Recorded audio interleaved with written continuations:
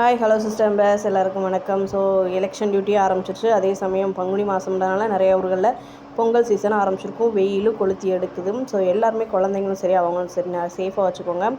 வெயில் அடிக்கடி விடாதீங்க, நிறைய இன்ஃபெக்ஷன் ஆகும். நீங்களும் தண்ணி நிறையா குடிங்க, குழந்தைங்களுக்கும் தண்ணி நிறையா கொடுங்க.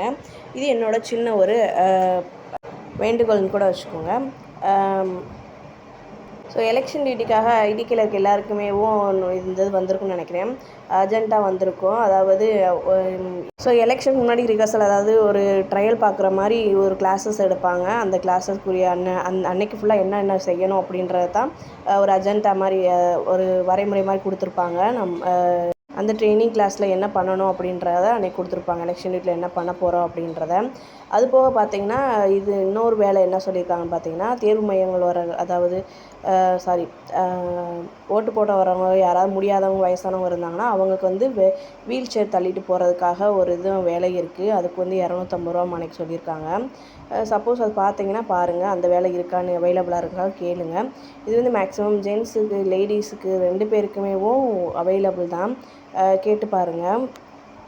அந்தந்த மாவட்டத்தில் தெரியும். ஐடிகேயில் இருக்க சிஸ்டர் பிரதர்ஸ் எல்லாருக்குமே தெரியும்னு நினைக்கிறேன்.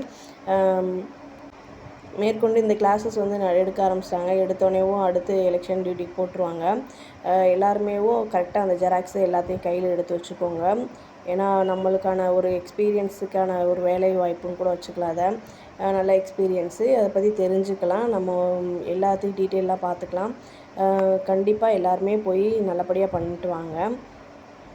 மேற்கொண்டு இதுலையுமே பதட்டப்படாதீங்க. ஏதாவது மிஸ்டேக்ஸ்னால் முதலே நம்ம வந்து எல்லா டீட்டெயிலையும் நம்மளுக்கு மேலே ஒரு ஹெட் ஆஃப் த டிபார்ட்மெண்ட் இருப்பாங்க, அவங்ககிட்ட தெளிவாக கேட்டுட்டு பண்ணுங்கள்.